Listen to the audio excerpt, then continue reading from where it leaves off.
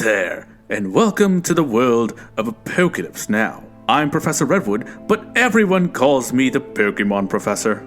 You know, one of the things that no amount of life lived can ever change is that people will always surprise you. Jenny certainly surprised me. After apologizing for failing to be there when she needed me, Jenny looked at me in the eye and told me I was an idiot. A handsome, rakish idiot, but an idiot.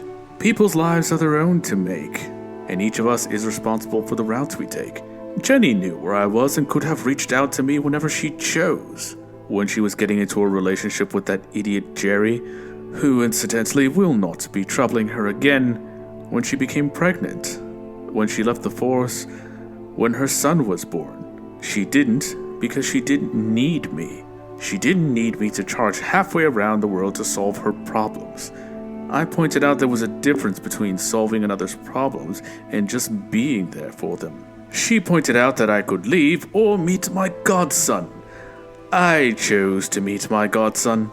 Once I got done doting, we talked about what the recordings might mean and the timeline we need to worry about. Jenny said she couldn't imagine how things could go from here to there in just her lifetime. But if the future could not be changed, she could be ready for it when it was time. A strong and practical woman that Jenny always has been. In any case, in our last episode, our three heroes came to loggerheads with the leadership of Delmise Ridge. Apparently, they believed that the cause of the apocalypse had something to do with the forms of power that Pokemon had been using for thousands of years. Lux disagreed, but ultimately came to a resolution with them. Meanwhile, Chomper did more digging into the timer underneath the ridge. Eventually, they left and began their run at the first gym. On the way, Azrael caught himself a Skarmory, which, interestingly, bears no signs of mutation. When they got to the town with the gym, they discovered they were unable to leave. Although whatever effect was keeping them there, Lux's new Sableye was immune, meaning it was most probably psychic in nature. They then decided to head straight into the gym, where the leader forced them to take hallucinogens as part of her gym trial. Although reluctant, Lux and Azrael both complied, only to discover that Chomper and Sableye had not only complied, they had taken several dozen times the normal dose. It seems that in the absence of an actual Pokemon League, some leaders have taken it upon themselves to act as tin pot dictators. If a leader of today tried to force challengers to take hallucinogenic drugs under threat of false imprisonment via psychic powers, he or she would quickly find themselves on the business end of their respective champions' Pokemon. Perhaps there is something in the here and now I can do to change this outcome. I do know where to find that gym after all. Not to mention, seeing if the future can be changed is the entire purpose of this podcast, is it not? For now, however, let's go forward into the next batch of recordings and see what answers we might be able to find in episode 7 of Apocalypse Now. Alright, when last we left our heroes, you had all taken variable doses of a certain hallucinogen provided to you by the psychic gym leader who you found in the nearby ruins of the nearby town. This stuff has about an hour latency before it kicks in, so how do you guys spend your chill time before you go off on your vision quests? I go and take a shit. No, since Lux is primarily a psychic type trainer at this point, she and Fennekin are gonna go over to the side and meditate, sort of get themselves into the right mind space for whatever's about to happen. I think Azrael would just be sitting cross-legged, sword across his legs, just waiting for the effects to hit. This isn't Chomper's first rodeo, so he's going to go over his own Engage's protocol with Richter, telling Richter what to do if I start freaking out, how to calm me down. So if there's nothing else you guys want to do while you're waiting for this to kick in, then let's start out with Lux. So you are sitting there meditating with Fennekin. To set the scene, Lux is sitting in a classic cross-legged meditation position with Fennekin doing whatever the four-legged equivalent of that would be. They are breathing deeply, evenly, and in perfect sync with one another. After a amount of time which you have not tracked, Fennekin looks up at you and says, You know, I haven't felt good recently, but this place is kind of nice. I know, girl. I was just waiting for you to come to me when you were ready. Is it as bad as after that time with the Muna? When its mind got into your head after we killed it? No, it's not as bad, but it's weird. It's a lot bigger, but it's further away. You look around and the gym has sort of faded out, and now the formerly technicolor decorations of this gym are now swirling and moving in ways that they definitely were not before, and you cannot see anyone other than Fennekin. Lux is unperturbed. If anything, she's more annoyed. This isn't the first time that she's had to deal with weird psychic shit. Unfortunately, at the moment, it's getting in the fucking way of her having an important conversation. Is it a kind of hunger? I've noticed you diving a little bit more into gluttony than usual. I don't know. That's part of it? That's part of it, but not all of it? I don't know. I'm borrowing your words for things. Is that your way of insulting me? Saying that the words in my head aren't good enough? Lux knows that Fennekin can feel the words that Lux is saying, so she knows Fennekin knows that she's teasing. Your mind hasn't felt it, so why would it have words for it? You know how it feels when you get hit with a ghost type move? And like all the worst things that you've ever felt are happening to you at once? Of course. It's like that, but meatier. Then I think it's time that you and I did something that we haven't done in a little bit. Time to get out of my meat space and into yours. Let's go hunt down whatever's hurting you and kill it. Okay, let's cut away from there. Who wants to go next? I guess I can go ahead. So, Adam, Chomper finds himself standing in a garden. He isn't feeling the same pain he's felt ever since he woke up in the lab. Chomper brings his human hand to his face. It feels like a human face, it just doesn't feel like yours. In this garden, are there any reflective surfaces, like maybe a pond? You can see a fountain ways away. Chopper's going to make his way to this fountain and see if if the water is reflective enough. Okay. Playing in the fountain is a Totodile. Chopper will just sort of awkwardly wave at it. It looks over at you and waves back and says, Chopper is going to say, more the latter. I think I'm having a trip right now, but... Oh, buddy, yes you are. And then some. When Chopper speaks, is it with the sort of the half grimace? It is not. And when Chomper thinks about that, the Totodile says, yeah, no, I'm the lizard part. Oh, so I'm the human part, okay. Yeah. Okay, I don't think we've been formally introduced. Kind of. I mean, yeah, not really. I'm a Totodile. I can see that. I mean, more precisely, I'm the Totodile that represents your subconscious connection to your mutated form, but that's neither here nor there. Okay, so this might sound rude, and I don't want to offend, but... I mean, unless you're more self-loathing than I'm pretty sure you are, you don't really need to worry about that. Oh, okay, cool. I'm trying to get rid of get rid of the mutations. No hard feelings, right? Yeah, no, it's fine. Wouldn't hold your breath on that front. I'm worked in there pretty deep. Honestly, I'm not even sure what it would mean to separate us at this point, but yeah. Put it this way, you'd need some, major surgery. Oh, huh. Yeah, sorry, bud. Well, I'm sure I could work something out. There's all kinds of weird old world tech.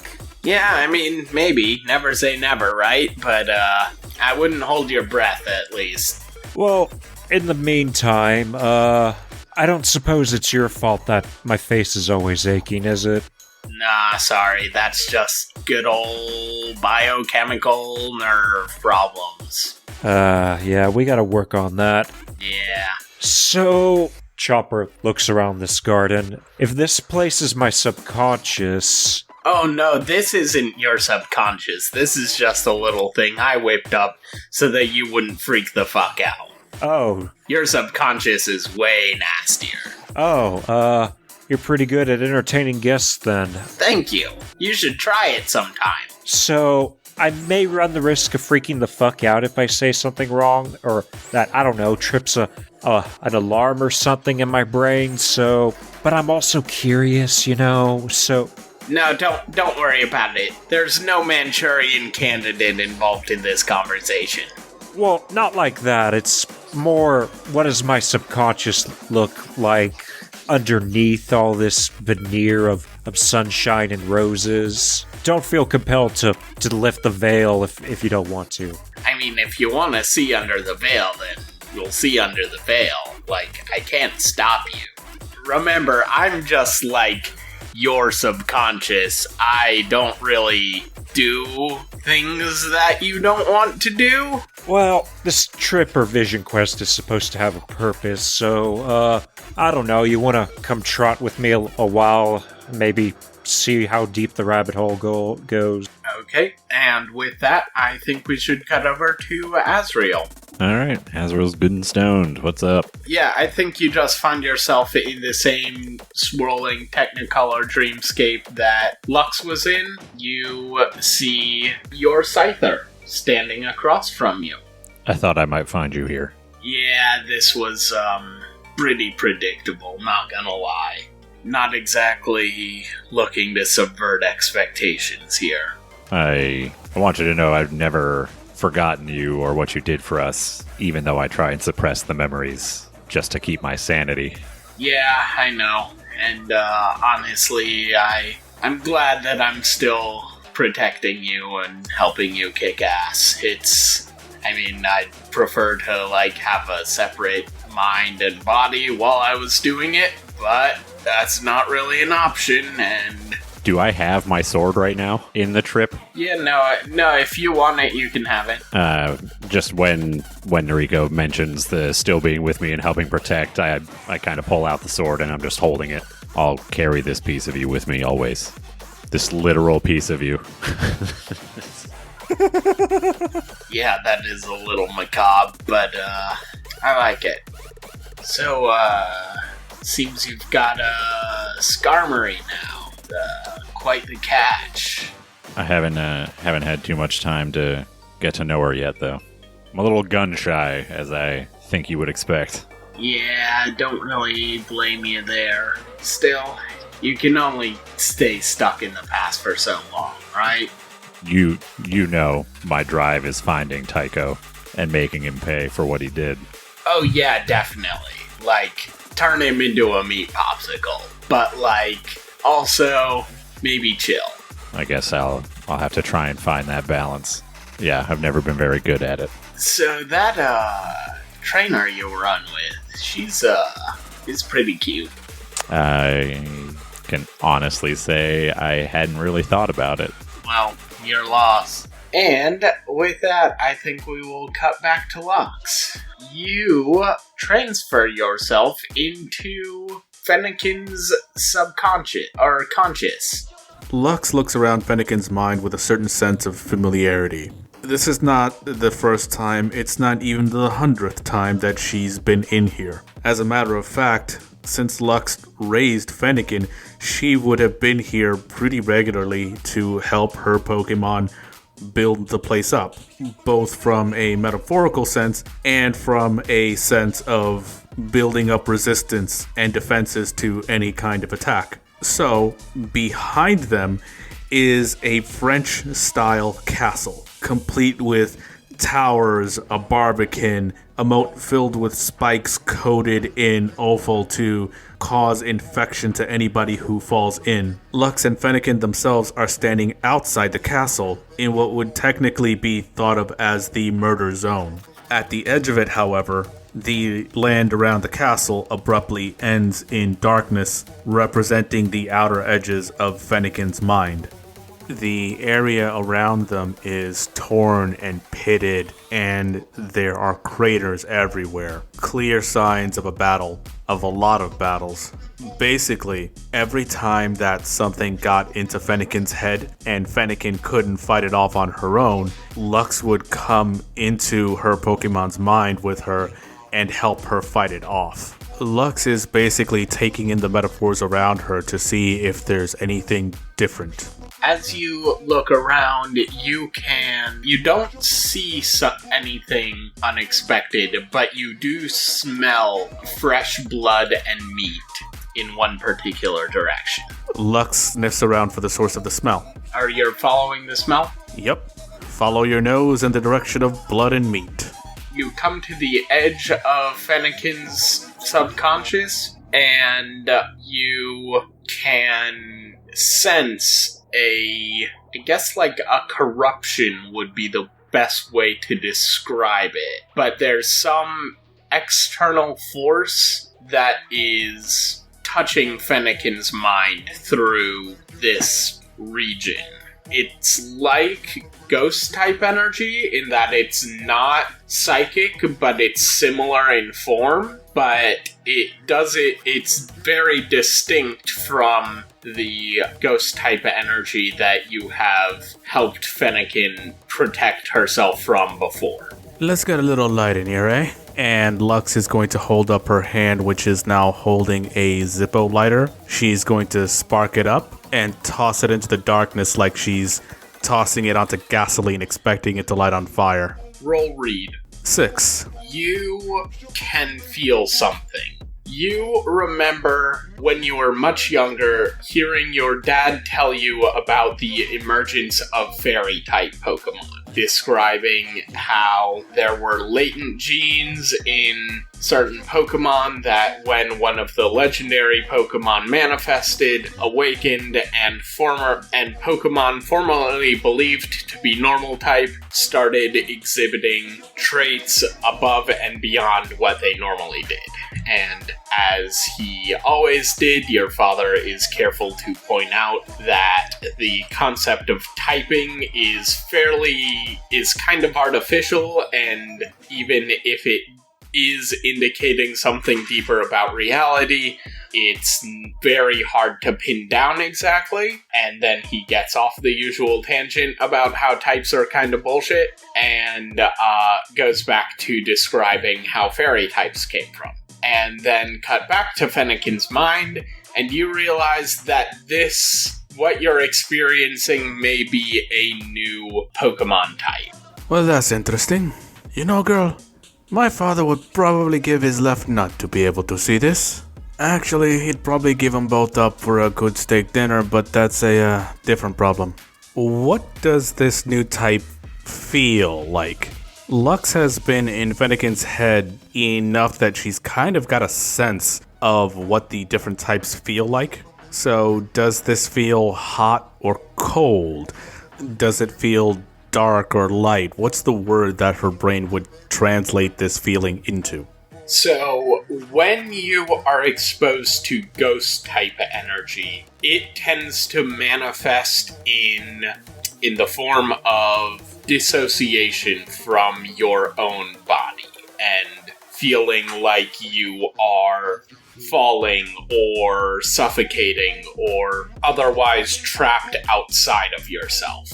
This feels like the opposite. It feels like you are trapped inside yourself and you are intensely aware of your own flesh and your organs processing things and your eyeballs drying out, and it's equally as discomforting as ghost attacks, but almost like an equal and opposite type of feeling. Well, that's weird. I don't even know what to call that.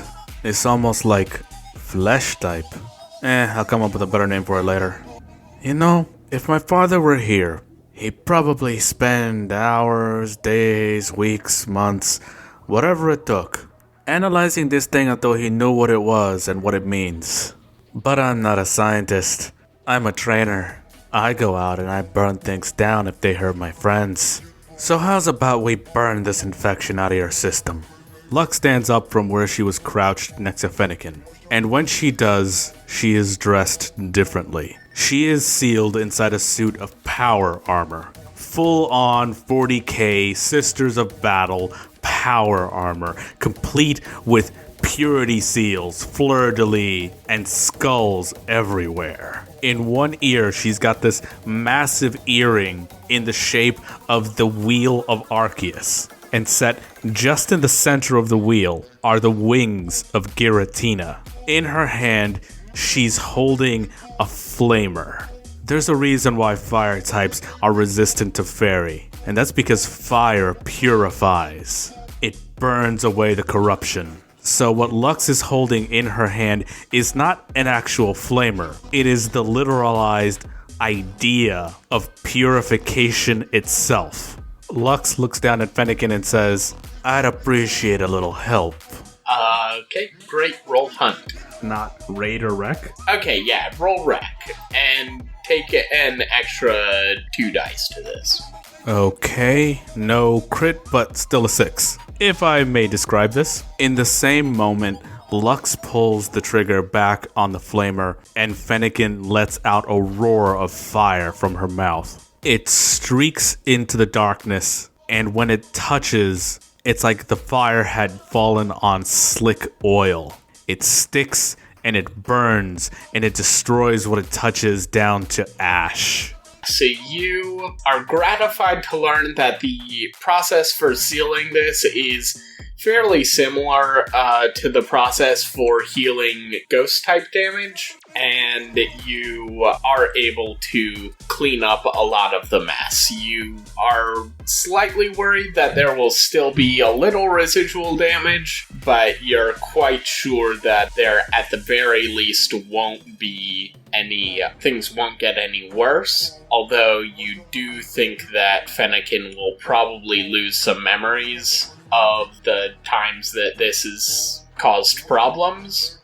So like encountering the monster Grumpig, the time she was sniffing the Pori guy's corpse, the time in Team Yell Camp. But yeah, other than that and possibly some leftover traces, she should be okay for now. Lux leans a little forward towards that edge where perception and thought come together. And she says very quietly into the dark, almost like she doesn't want Fennekin to hear her. I killed you once in the real world. I killed you again here. Don't make me come after you. Lux turns back to Fennekin and she's back to her normal self. Well, we've been in here for a while. Do you think the old lady's done or do we have to keep humoring her? I don't know. Are the drugs wearing off? Why do you think I'm in your head? This is the same thing we do every time I don't trust someone gives me drugs. I go in your head and I just skip it. Chomper would be very disappointed in you. And speaking of Chomper, let's cut over to Chomper. You are frolicking through this garden with your lizardy friend. Yeah, how's the trip going? So far. But Chomper does have a goal in mind, as long as he's in his own head. All right. He's going to look down to his Totodile self, and he's going to say, so buddy, there's someone I want to see. Go on.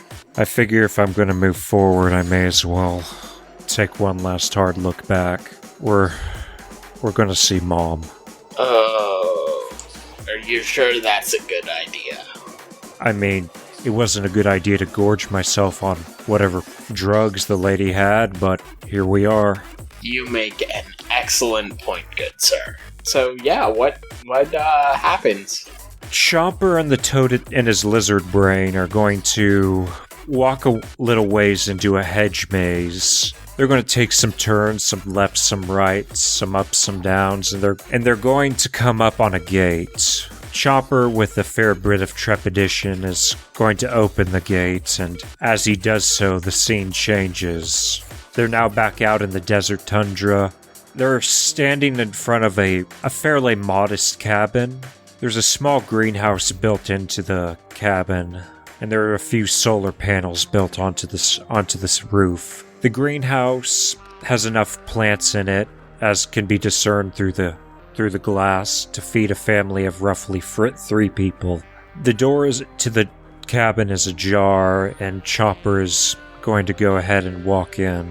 He's going to open the door with even more trepidation, with his lizard brain now sort of perched on his shoulder.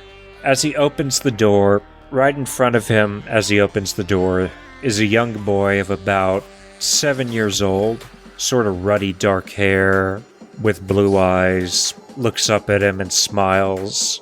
Chopper stands aside as smiles back to the kid, and the kid runs outside, presumably to kick a ball around or do some sort of mundane game, whatever entertainment could be derived in a post-apocalyptic world. But as the kid gets out of the way, Chopper's going to walk in, turn his head to the left, turn his head to the right. To his right, he sees what looks to be a fairly ramshackle kitchen. There's a lot of salvage steel that's been sculpted into a sink, into a table. But at that sink, there's a woman washing dishes. She's kind of gangly. Her hair is going gray. But from her backside, you can discern that she holds herself up straight.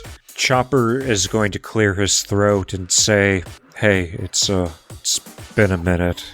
As the woman turns around, the countenance that greets Chopper is not the warm though weathered visage of his mother, but the grinning and malicious face of Pitt. As Pitt grins at Chopper, the floor itself creaks and shatters, causing Chopper to tumble into nothingness. After a fall lasting minutes, hours, maybe even years, Chopper lands naked on a cold operating table. As he looks around to the best of his ability, he sees terrified forms cowering in cages. One, a woman whose legs have fused into a purple tail. Another, a jaundiced young girl with bright red cheeks and fluffy ears protruding from the top of her head. An older man with cracked skin like rock, and 2 malformed arms made of stone jutting from his sides. As Chopper takes all this in, he feels a stabbing pain in his left forearm. He looks up and sees, grinning with sadistic glee, Pitt. As whatever vile concoction starts coursing through Chopper's veins, Pitt examines some instruments in the corner of the operating room. Dissatisfied at whatever he's looking at, Pitt walks back to Chopper. Off of a tray, Pitt takes out a bone saw and begins to cleave through Chopper's left arm. As his arm falls off to the side, to Chopper's horror, the stump starts to produce what can only be described as a stem of bone. It slowly and painfully branches out into a nervous system, muscle, finally scales. But it doesn't stop there as it finishes growing into a new reptilian arm. Chopper can feel the changes creeping their way along into the left side of his body and into his left eye. Chopper is only left with a burning pain in his face. As Chopper whimpers in agony, Pitt produces a mirror and shows Chopper what he now looks like. Chopper, upon seeing his new face, screams and screams and screams. Chopper continued to scream and scream until his voice gave out and the lights in the operating theater faded. Chopper was cognizant of nothing. He simply floated in a void with a deep sense of loss. He sat there for what may have been eons, until he heard a pair of voices. He couldn't make out words, as they were too muffled, but one voice was deeper, masculine, gruff, but loyal and unyielding. The other voice was softer, feminine, warm and friendly. Chomper, directing whatever thought body he had at this point, made his way toward the source of these sounds.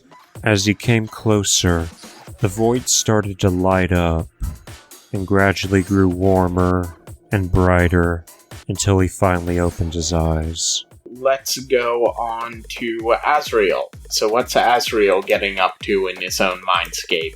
I think probably would have just wanted to try and bring back good memories. So before his mom was sick, before the attack, so maybe him and Noriko are just hanging out next to a river on like a sunny day, trying to bring back some of the light that was lost.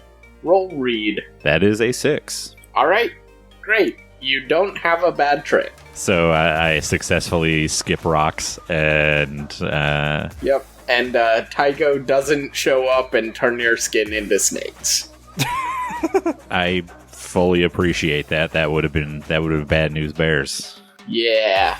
Even though trying to bring the niceties back, I think Tycho would be a topic of conversation. Just because I'm trying to be happy doesn't mean Noriko and my subconscious wouldn't be vengeful, and we'd be able to talk about what we're going to do to Tycho and where I'm going to put Noriko's arm. So, Chomper is going to be tripping well into tomorrow and possibly the next day, but I think at this point we can have Lux and Azrael starting to come back to their bodies.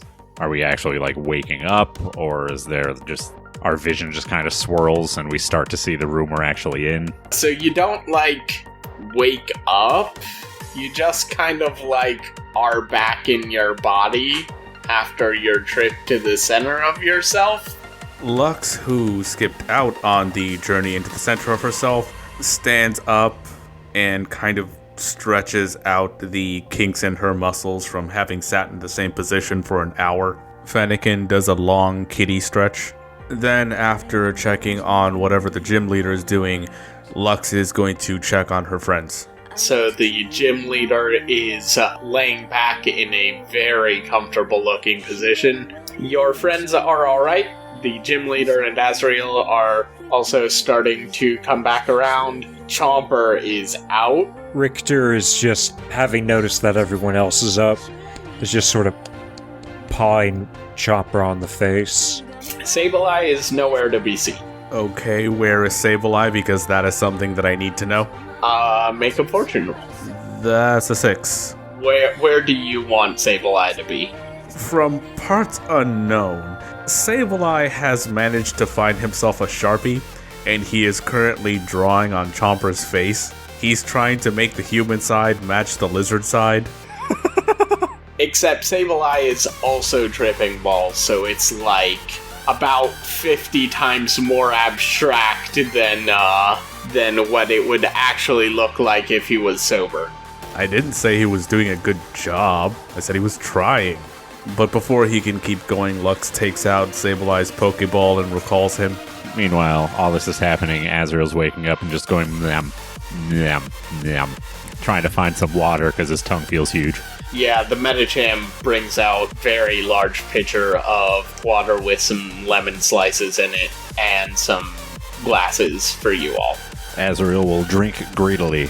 Well, I hope you enjoyed yourselves at least. Now, would you care to tell me what you learned, or would you prefer to keep that to yourselves? I'll be keeping my mind to myself. Thanks. Just because I did drugs with you doesn't mean I know you. She nods her head back and forth. Very well then. I can at least feel that you learned something of interest, and that is sufficient. Now, would you care to challenge for membership, for mastery, or for leadership? I'll take mastery, thanks. Which I'm assuming is just a straight battle because leadership sounds like I'm trapped in this gym forever and have to be the gym leader, which I don't want to do. Back in the old days, there were 3 tiers of gym battle. There was a battle for membership, which is the easiest. It entitles you to train at the gym, and it's also the first step to being one of the mooks that stands between the gym leader and the random scrubs that wander in. And then there is a challenge for mastery, which is a more difficult battle, specifically trying to display the ideals of the gym itself and its leader. And if you succeed in that, then you are granted the gym's badge. And then, of course, there is the challenge for leadership, which is, as Vlad said, trying to take over the gym. And it is full, not quite no holds barred, like you're not nuzlocking even in a challenge for leadership, but it's like the trainer will, or the leader will use their, like, actual protecting the city and the gym Pokemon fight as best as they can, not pull their punches short of, like, actually killing their opponent's Pokemon. Yeah, the level 50 team. Yes, quite. See, while I would normally say, let's take over this gym and expand our territory, I know very damned well that this is a cursed gym, and if we beat her, we have to take over the gym, and we are trapped here forever. I've seen this movie. I can neither confirm nor deny. Anyway, Lux looks at the gym leader and says, "Mastery will do for now." Greta looks expectantly at Chomper and Azrael. Well, it's been a long time since I've done this, so I think I'll just try for membership. Bitch. You fucking bitch. I'm a member of the human race like anyone else. Lux goes over to Chomper and pats him on the head.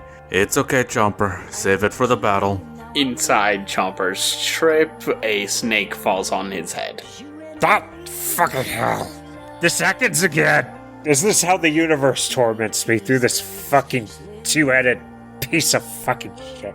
Lux turns to Greta and says, "Don't worry, he's not as bad as he looks." He kinda does this all the time. Lux, why are you purple? "Because it brings out my eyes. You got a problem with that?" No, it looks good on you. It's just, you may want to get that checked out. "Maybe later." Your eyes are like spinning vortices. "Well, thank you for noticing. It only took you a few years." Anyway, membership? Are you certain that you're in a fit state to battle? I would not want something untoward to become of you or your Pokemon. Pit, you did this to me. You shut the fuck up. I offered you 1 tab. You took 49. You shoved that juice into my fucking arm, you bastard. "He'll be fine. He talks about Pit a lot when he's high." Metacham, perhaps you should, escort our friend here to somewhere he can lie down. No closer, Pit. They call me Chomper nowadays, and you'll find out why soon enough. Metacham puts an arm around Chomper and walks him off towards a room in the back of the gym with very thick shag pile carpet and a lot of pillows strewn around everywhere. I swear, Pit, I will fucking kill you. I will fucking tear out your throat, and that'll be the end of that. You can hear some soothing music coming from recessed speakers in that room before Metacham closes the door. Lux will turn to Azrael and say, "I think you should go first." Well, this could be over quickly. "I have complete faith in you." Time to see what Scar and I have got. Greta gestures at you to follow her, and she leads you to a set of stairs. I follow obediently. She leads you down the stairs into a very large stadium, which has a similar aesthetic to the room upstairs, but has a distinctive stands area and a separate arena floor, which seems to be made of thick, aquarium thickness glass with a multicolored swirling LED screen beneath it. Interesting. And there is, of course, a high ceiling so that flying Pokemon can maneuver. And, she's retrieved some Pokeballs from a room on the home team side of the arena and says, "I am prepared whenever you are." Azrael takes the Pokeball that contains Skarmory off his belt just kind of looks at it, and you do right by me, and I'll do right by you. Let's go, Skarmory. She does likewise and says, "Come out, Sigilith." Hello there, and welcome to another Pokemon battle here on Apocalypse Now. Today, we have a special treat, as we will be joined by a guest commentator in the form of one of my former students, Mr. Sheldon Michael Thomas. Or Michael Sheldon Thomas Sheldon no, I'm pretty sure it was Sheldon Michael Thomas. This will be a surprise for him, so let's call him up.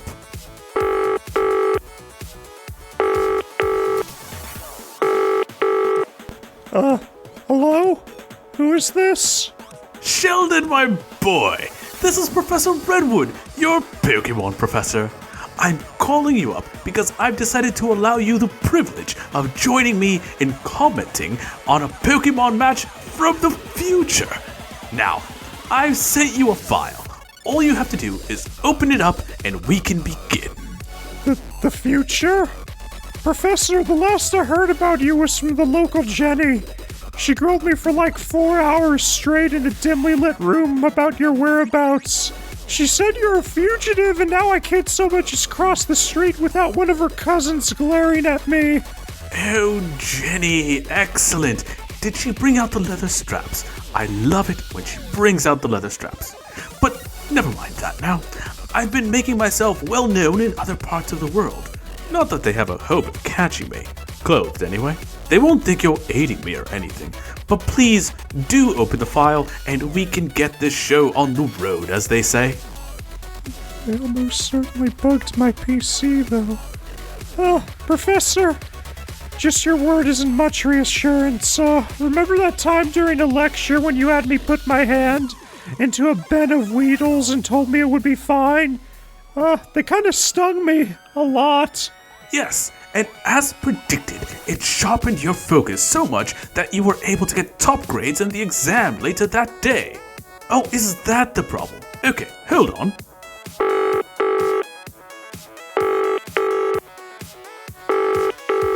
Hello, Professor Ashcroft. Yes, this is Professor Redwood. Yes, I'm still on the run. Yes, I still have it. And yes, you can have it back for the low price of giving Mr. Sheldon Michael Thomas top grade in your class for this semester. Wonderful! Cheerio! There we go. You will be receiving an A in Professor Ashcroft's Pokebiology class this semester. Does that suffice to assuage your concerns? Not in the slightest bit, but, Grandma always told me that reciprocity is the spice of life, and, you sure this won't come back to bite me like the Weedles? Probably. Let me put it to you this way. Would you rather commentate on a Pokemon match from the future, or go back to whatever dry subject you were studying before I called? I may not be able to promise safety, but I can promise you that at the very least, it won't be boring. Well, Pokebiology isn't my strongest subject. Okay, Professor Redwood, I'm opening the file. This won't give me malware, will it? I don't know what that is, so no. Okay, on my mark, start the file. 3, 2, 1, mark. Alright folks, and here we are at the start of the first match of this gym battle. Azrael only has his Skarmory Scar, whereas the gym leader will be leading with, oh dear, another flying type, Sigilith. That's a psychic flying type to be exact. Jeez, psychic types are the worst, always digging through your brain, feeding your darkest secrets to their trainers. I've never had much trouble with them, honestly, and I don't think Skarmory will either. As a steel flying type, it will be resistant to most anything Sigilith can throw at it. You know, maybe I should start taping Magnemites to my head. They'll keep the bastards out of my mind. Sheldon, please focus on the match. And here we go. Scar has moved first and used a wing attack for significant damage to its opponent. You said the Skarmory's trainer was called Azrael, right? He looks like someone I went to middle school with. Except the guy I went to school with always wore a trench coat and always had a hand axe or something on him. Sheldon, focus. Oh my. Sigilif has used hypnosis, and it's a hit. Scar has fallen asleep. Oh, jeez, the spirals. Oh, no, I'm sleepy. Good lord, boy, you're not even there. I've been pulling all-nighters for weeks now, Professor. It's kind of hard being a university student, you know. Yes, well, Scar has it harder. It's fallen asleep and is unable to move, and the opposing Sigilif has used Swift. It's not very effective, however, and Scar has only been slightly damaged. The gym leader has now recalled Sigilif and is sending out a Soul Rock. Oh dear. If it has a fire-type move, it might be able to do significant damage. But yes, Scar has woken up and used Wing Attack. It's not very effective against the Rock-type, however, so it only does moderate damage. Well, either way, I believe in you, Mr. Edgelord. And your faith may be well placed. Scar has used Steel Wing. It's super effective, and yes, Soul Rock has fainted. Oh, the metal against your head always sucks. It's like that one time I slipped in a bathroom and hit my head on a stall's door handle. You're an interesting young man, Sheldon. The gym leader has once again sent out her Sigilif. However, Skarmory are notoriously fast, and yes, it moves first and has used Steel Wing. Oh, that's a lot of damage. One more hit like that could do Sigilif in. Oh, dang, that was solid. Sigilif isn't quite out of the game yet, however, and has used Gust. It's not very effective, but yes, oh my, that's a critical hit. It does a bit more damage, however, Scar seems to be standing strong. Will this be the turn that everything ends? Scar moves first once again and uses Steel Wing. And that's it! Sigilif has fainted. Victory to Azriel and Scar. I guess having an edgy aesthetic gives you some benefits in life. It does signify that you are the protagonist. In any case, that wasn't so bad, Sheldon, but please do try and stay on topic and commentate on the match. And remember, we're giving people a vicarious thrill. We must sell the excitement. Professor, are you making money off of this? If I'm doing something illegal by joining you on this, I would at least like to make $1 or $2 off of it. Oh, we can certainly arrange something. Oh, I maybe not. I don't like how you said that. After the battle, Azrael, his face, just disbelief. You seem surprised. I said it's been a long time since I've battled a Pokemon, or even had a Pokemon. It will be nice to have at least one new face around here on occasion. Shall we see if it will be two? You think he's calmed down enough to give it a shot? I think that Medicham has managed to relax him, at least a little. Well, thank you for the match. It was my pleasure. Although I will be around every once in a while, I probably won't be partaking next time. Lux is gonna go upstairs and get Chomper herself. Chomper has chunks of carpet fabric stuck in his mouth. Oh, that's gonna be worse than corn. Okay, Chomper, come on. You're up, it's your go. Yeah, okay, Chomper sort of smacks himself on the face, trying to reassert reality. Right, Miss Greta, right? I was being rude. I apologize. I imbibed a little too much, and that's not something I want to say very often. I wish I could say I haven't been where you were, but that would be lying. I assure you, it's quite alright. Your voice has reverb to it now. It's real vibraty. It feels kind of nice. Anyway, Miss Greta, I'm challenging for membership, so I'll go ahead, just trot into space and we can get started. Very well. Do you intend to prepare your Pokemon? So, being a freaky Pokemon, I can kind of do some of the stuff Pokemon do, and I'll go ahead and lead this battle myself. Oh dear, I understand, but I am going to have to get some paperwork. And she goes back into the home team side, and you can hear her bustling around, and she starts shoving paper forms at you, getting you to sign initial and date, a bunch of them. Basically, liability waivers for a human voluntarily entering a fight with a Pokemon. Does this crazy old woman think there's still a legal system somewhere out there? Chomper, who's naturally left-handed, but still just has growing nubs on his left hand, is badly writing his name down with his right. Miss Greta, I don't mind going through the bureaucracy, but who's gonna hold us accountable for this? She ignores you. Well, okay, fine. It's just a question. I mean, the pencil has eyes on it and such, but that doesn't freak me out, sure. Oh, and now the eyes are sticking out, or tongue's blowing me raspberries, what the fuck? Chomper adopts a fighting stance, kind of hunches over. Me! I choose me! That's very enlightened of you, Chomper. Go, Solosis. And now we return for the second battle of this gym challenge between the team of Chomper and Richter. Chomper still seems like he hasn't come out of his drug-fueled haze, but looks raring to go. In fact, he's going to send himself into battle instead of his Pokemon. Again. Wait a sec. There are Pokemon people in the future? And, let me zoom in here. Oh, sweet Arceus, he's horrific. Is he fucking drooling? Excuse me.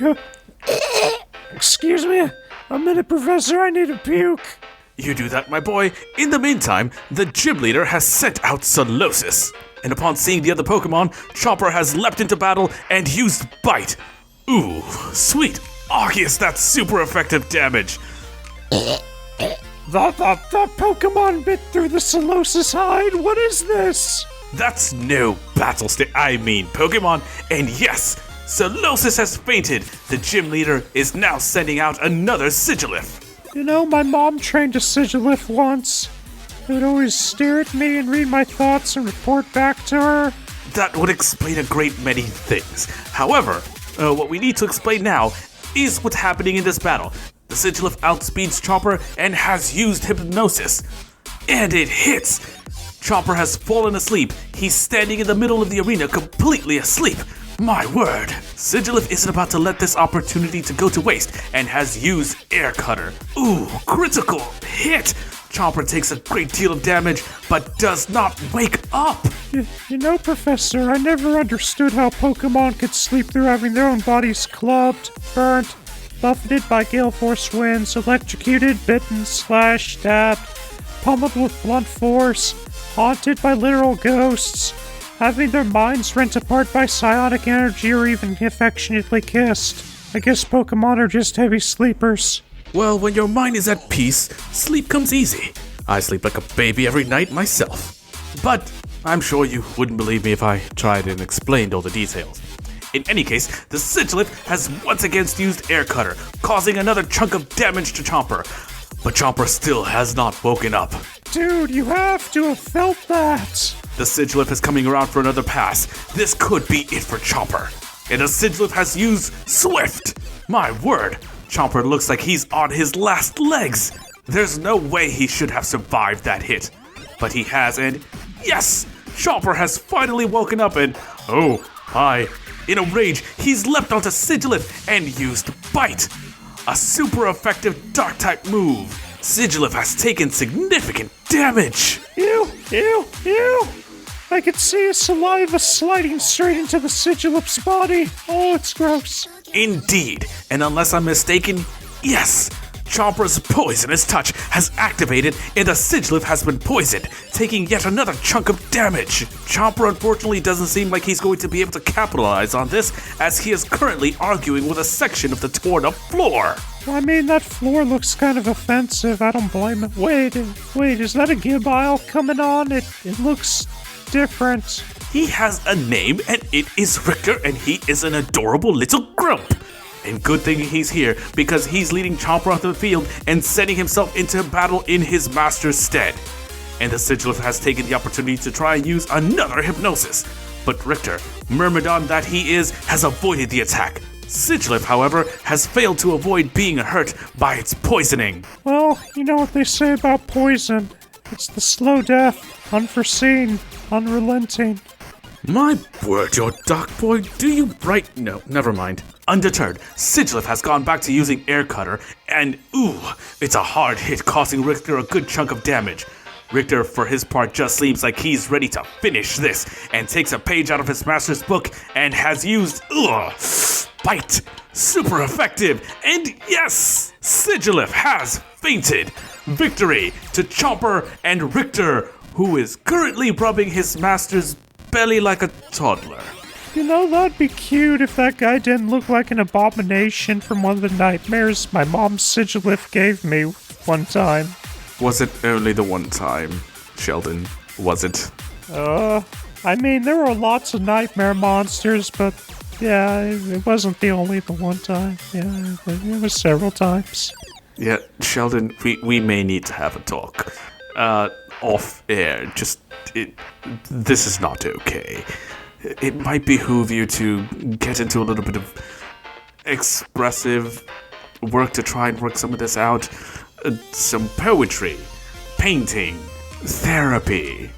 Oh, I've done some poetry, and I do have a therapist appointment. That stuff's important, you know. It absolutely is. You should follow up on that. However, I'm afraid that we're going to have to stop here. There's a third match, but I believe I'm going to be commenting that one myself. It's rather longer and more involved. Well, I wish you the best of luck, Professor. I'll just get back to my studies and looking out the windows every 15 minutes to see if the Jennies are coming. Take it easy, Professor. You too, Sheldon, and don't you worry. Remember, you weren't an accomplice, you were a hostage. Toodles. Bye. Well, that was unorthodox, but I suppose a victory is a victory. Off to the edge of the arena, Chopper looks around and just looks over to Richter, who had just finished the fight, and says, I did it! Man, that's some strong shit. Richter, did you contribute? Good job. Fist bump. As Lux is coming down from the stands, she's going to walk by Richter and sort of give him a pat on the head and slip him a Pokemon berry and just say to him, "Good job, little guy. Thanks for looking out for him." Then she goes and takes her place on the visitor's side of the arena. And you wished to challenge for mastery. I do. And Lux's hand is going to go to Sablei's Pokeball, but before she can call him out, Fennekin is going to run up in front of her in battle-ready position to start the fight. Well, I really wasn't sure starting off with you was the best idea in this fight. Well, you really want in, huh? And Fennekin looks back at her and says, "Fen! Well, if you're sure you're back up to 100% after kicking that thing out of your head, okay." Then she's gonna look over at Greta and say, "Ready when you are." Very well. She has, by this time, retrieved another set of Pokeballs from the back room and says, "You have, no badges yet, correct?" This'll be my first one. Very well. For a no badge challenger. And yes, I think that will do nicely. She shuffles back out to her place in the stadium, throws out a Pokeball, and says, "Let's start things off with Inkay. Go." All right. Fennekin, go. But I just gotta know one thing. Are you ready? No! I said, are you ready? And here we go, the start of the final battle of this gym challenge. Lux is going to be leading off with Fennekin, and the gym leader is going to be leading off with her Inkay. Fennekin moves first and has used Flame Charge.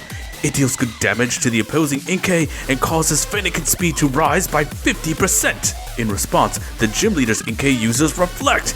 That will make the gym leader's team stronger against physical moves such as Flame Charge. Fennekin, however, is undeterred and once again uses Flame Charge. But with that Reflect up, it's not nearly as much damage as that first hit. Fennekin's speed rises again by another 50%. At this point, I'm not sure there's anything the gym leader could bring out that could outspeed Fennekin. That may be irrelevant, however, as Inkay uses Hypnosis. It's a hit! A 60% chance, and it's a hit! Fennekin has fallen asleep. The gym leader, instead of having Inkay follow up, has withdrawn it and sent out a Raichu, an Alolan Raichu, Psychic Electric type. Fennekin is still fast asleep, but before the gym leader can take advantage, Lux has called her back and in her place sent out Sableye. Unfortunately, the switch gives the Raichu a chance to use Spark, causing a bit of damage to Sableye. Raichu follows up the Spark with a sweet kiss. Oh no, Sableye has become confused. Sableye totters in confusion, but breaks through in order to hit with a super effective knockoff, causing the Raichu half its health. Even worse, the Reflect has worn off. If Sableye hits with another knockoff like that, it'll be even stronger. Before it can, however, the Raichu uses Draining Kiss, a super effective fairy-type move. It hits hard, and Sableye has some of its energy drained, replenishing the Raichu. Sableye tries to fight back through its confusion, but no! It's hurt itself in its confusion. The gym leader has withdrawn Raichu and is offering Lux a chance to withdraw from the battle. And with Fennekin asleep in her Pokeball, it may be the right thing to do. In the meantime, the gym leader has sent out Sigilif. Lux is speaking, telling the gym leader that neither she nor her Pokemon will quit. She's withdrawn Sableye and sent out Fennekin in his place. Now, the gym leader has withdrawn Sigilif and sent out Raichu. She's telling Lux that she's being irresponsible with her Pokemon. Fennekin stays on the field, but it's fast asleep, and Lux refuses to quit. The gym leader seems like she's almost had enough. She's calling for Raichu to use Thunder Wave. But of course, as Fennekin is asleep, the move has failed. It seems she's trying to buy time to convince Lux. But Fennekin has woken up! She's used Flame Charge, knocking the Raichu for a loop and raising her own speed once again. It seemed for a second there that the battle would end, but it has only just begun. Fennekin isn't stopping now either. Before Raichu can move, Fennekin rushes in with another Flame Charge, burning straight into the Raichu. That little fox's eyes are on fire right now. Hurt or not, the Raichu isn't out of the battle and uses Spark. Arceus, that was a strong hit. Fennekin has taken a lot of damage, but with the speed boost it's gotten, it'll certainly move first, and if she hits hard enough, she could put the Raichu away with one hit. But before that can happen, the gym leader has withdrawn Raichu and sent out Inkay once again. Like Raichu before her, Fennekin uses the opportunity of the change to go in for another Flame Charge, causing the Inkay a chunk of its own health and giving Fennekin yet another speed boost. At this point, I don't know if there's anything on Earth that can outspeed that Fire Fox. She's nothing but a blur of fire as she charges straight into the Inkay with another Flame Charge, knocking the Inkay down a sliver. I don't think it can survive another hit. But it doesn't seem like it's trying. Instead of going for an attack, Inkay has used Reflect, once again raising its own team's defense against physical moves. Lux and Fennekin have learned their lesson, however, and Lux has called for Fennekin to use Ember. She's pivoted on a dime and launched a Fury of Fireball straight into the Inkay. A special move like that won't be affected by Reflect. And yes, Inkay has fainted. In its place, the gym leader has once again sent out her Sigilif. Ooh, just in time to take another hit from Fennekin's Ember attack. Sigilif is almost entirely fresh, however, and manages to hit back with an Air Cutter, causing Fennekin another chunk of damage. It's amazing she's still standing, and from the look of her, she's ready to rip her opponent a new one. Before that can happen, however, Lux has decided that Fennekin has done enough and swaps Fennekin out for Sableye, giving the Sigilif a chance to use Hypnosis. But it's a miss! Sableye has avoided the attack. Before the Sigilif can try again, Lux calls for Sableye to use another knockoff. It's super effective! That one blow has taken more than half of Sigilif's health! And that's through the Reflect. The Sigilif has tried to hit back with a gust. It hits, but Sableye is still standing strong. And the second Reflect has worn off! It seems the gym leader is trying to preserve her Sigilif, however, as she has withdrawn it and sent out Raichu in its stead. Ooh, straight into another super effective knockoff by Sableye, fainting the Raichu in one blow. And now, it's the gym leader who's calling for her forfeit. Sableye is chittering and dancing about. Victory to the team of Fennekin, Sableye, and Lux. That's it, folks. Lux has won her very first gym challenge and earned her first gym badge. Very good. Now, if you'll join me back here while we put our Pokemon away to recover, it would be my honor to present you with your badge. I just need to find where I put them. While she's looking for that, Lux is going to say, for the record, if it came down to it, I would have forfeited before one of my Pokemon got hurt. But I learned a long time ago that sometimes to win, you have to exploit the other side's AI. Did I say AI? I meant psychology. I know you weren't taking me seriously, so I took advantage. I confess, I did underestimate you slightly. Your Fennekin is quite well trained. I look forward to seeing her here in the future. On that note, it is my honor to present you with the Rune Badge. And she holds out a badge with some abstract swirls looking somewhat like the unknown alphabet, but almost like an archaic version of the common alphabet you're familiar with. Lux reaches out to take the badge from her. Thank you. If you wish to collect the other badges from this region, I can tell you what I know about the gyms. That would be much appreciated. This Steel-type gym is in what I believe people are calling the Barrens nowadays. The other side of the Barrens from this gym, to the north. If I understand correctly, there's something of a Honage cult that's taken it over. I imagine their leader, if you were able to convince him to let you through their territory, would be willing to share any badges that they might have found in the gym as little more than shiny trinkets to him.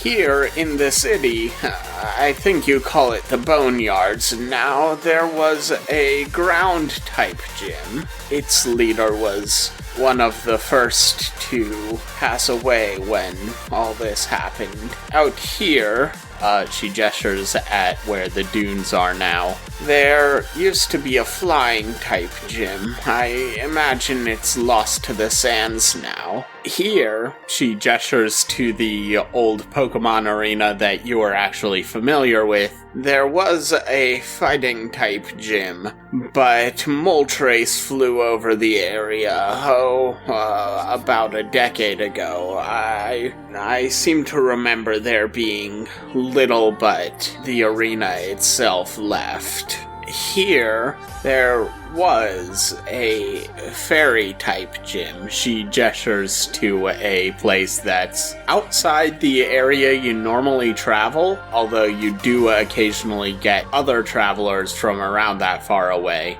I have felt power very much like that which I felt from your Fennekin when she first came in here. I would recommend you steer well clear of that place. There is also a ghost-type gym here in the old graveyard for the suburbs. She gestures at the boxes. Lastly, there was an ice-type gym.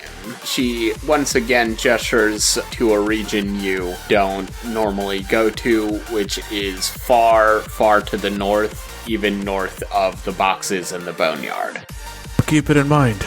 Thank you for the battle. Thank you as well, and for the company. Now, you were from Delmice Ridge in what people call the Maze, right? Yeah. Can I offer you and your companions an Abra to teleport you back? If you're offering it, would be greatly appreciated. Yes, you offered me enough good company and good enough fight that I'm more than happy to entrust one of my Pokemon to your care. Though I will advise you, you might do well to fill out your teams a little bit more. In case you hadn't noticed, is rather dangerous to wander the region nowadays. That's definitely the plan as soon as we get back home.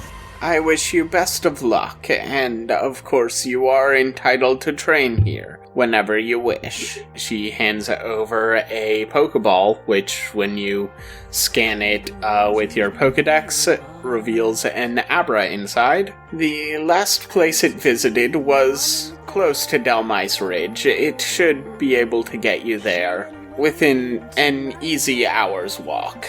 And with a flash of light, you guys disappear and reappear in a place you recognize well, quite close. It's the wreck of an old Poco Center close to Delmice Ridge. You guys head off, heading home, and it takes you a minute to realize that Fennekin is not walking alongside you, and that the flash from the teleportation hadn't fully faded. And you look back and see Fennekin surrounded by a swirling corona of white light.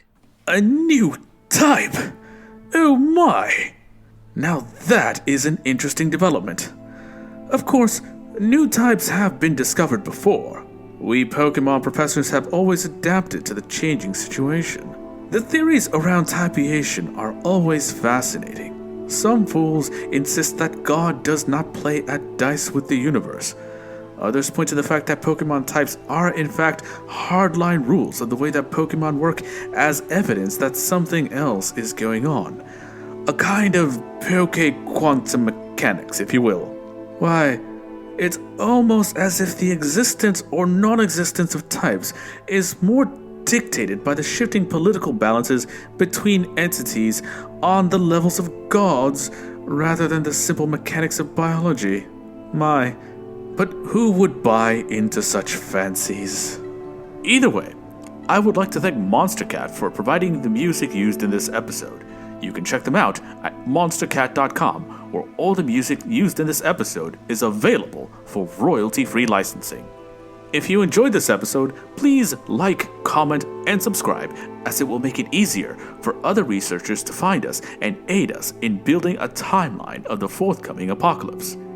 If you would like to support this podcast and My Flight from Justice, you can do so at patreon.com/Pokemon Primeval, where you will find membership levels offering all sorts of benefits, including altering the space-time continuum so that you too survive the apocalypse and even show up in our recordings, and even having Arceus GM a game session for you and your friends.